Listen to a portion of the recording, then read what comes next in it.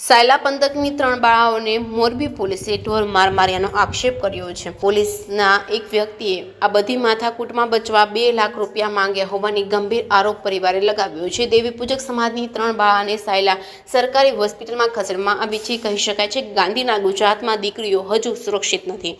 મોરબી પોલીસે દેવી પૂજક સમાજની 3 નાની ઉંમરની બાળકીને 7 દિવસ ગૂંથી રાખી ઢોર માર માર્યો હતો। મોરબી પોલીસે ખોટા કેસ કરી ફસાવી દેવાની ધમકી આપી ચોરીનો નાખ્યો છે આક્ષેપ। બ્રહ્મપુરી ગામની સગીર વયની બાળાને ઢોર માર મારતી ઇલેક્ટ્રિક શોટ આપી ચોરીનો ગુનો કબૂલ કરવા આપી હતી ધમકી।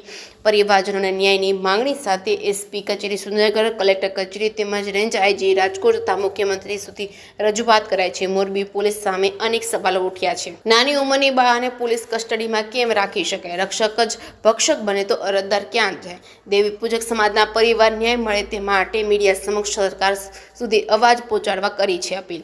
સાયલા ગ્રામ્ય વિસ્તારમાં રહેતો શ્રમિક પરિવાર મોરબીના રફાળિયાશ્વર ખાતે અમાસના મેળા નિમિત્તે ગયા હતા। પરિવારની રજૂઆત મુજબ તેમની 10 થી 12 વર્ષની 3 સગીર પિતરાઈ બહેનો પાણીના પાઉચનો વેપાર કરતી હતી। તે સમયે મોરબી પોલીસનો સ્ટાફ દ્વારા બંનેને તમે મેળામાં ચોરીનો આરોપ લગાવી લઈ જઈ રહ્યા અને માર માર્યો હોવાના ચોંકાવનારા આક્ષેપ કરતા ચકચાર મચી જવા પામી છે।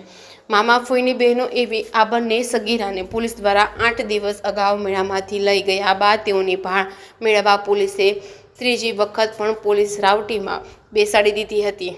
આ સમયે પોલીસના કોઈ પણ વ્યક્તિએ કહેલ કે તારી બહેનોએ 4 લાખની કિંમતનો સોનાનો ચેન ચોરી કરેલ છે અને આ લફરામાંથી બચવું હોય તો તમે 2 લાખ આપવાનું પડશે કહ્યું હતું અને જો તમે નહીં આપો તો આ મેળામાં ચોરીના 40 બનાવ બનેલ છે અને તમામ આળ તમારી દીકરીઓ પર લાગશે તેવું જણાવ્યું હતું। પરિવારની રજૂઆત પ્રમાણે ગત તારીખ 23 થી 27મી ઓગસ્ટ સુધી બંને સગીરાને મોરબી જિલ્લા તાલુકા પોલીસ દ્વારા તેઓની અટકમાં રાખી પટ્ટા વડે અને ઇલેક્ટ્રિક શોક આપી પરાણે ચોરીના ગુનાની કબૂલાત કરાવવા પ્રયત્નો કર્યા હતા। સોમવાર સુધી ગૂંથી રાખી ઢોર માર માર્યાના આક્ષેપ સાથે મોરબી જિલ્લા પોલીસ અધિક્ષક તેમજ સુરેન્દ્રનગર એસપી, જિલ્લા કલેક્ટર, રાજ્યના ગૃહમંત્રી સહિતની લેખિત રજૂઆતો સાથે આ બાબતે ન્યાય આપવાની અપીલ કરતા ખાખી બીડામાં દોડધામ મચી ગઈ છે। જે કેસની ગુજરાતી સાથે મહેશ ઉતરિયા, સુરેન્દ્રનગર। મારું નામ છે માવજીભાઈ વેલસીભાઈ માથાસુરિયા।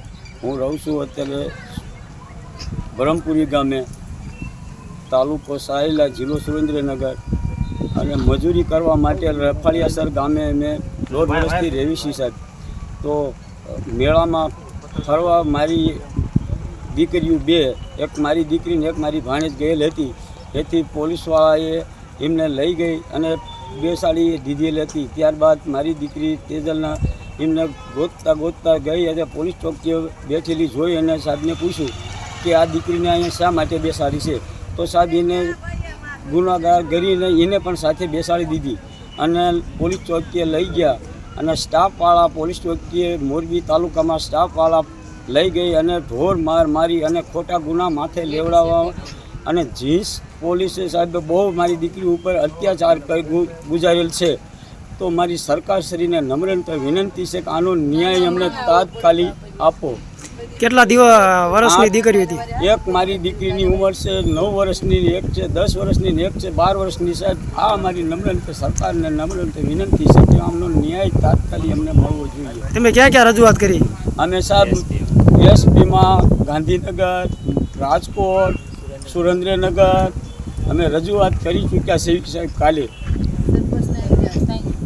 રાધાબેન, શું આખી ઘટના બની?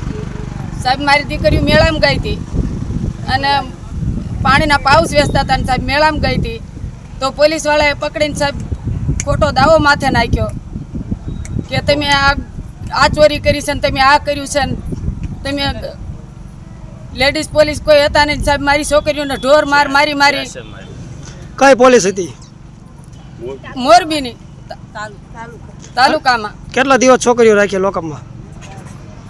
6-7 દિવસ સાહેબ।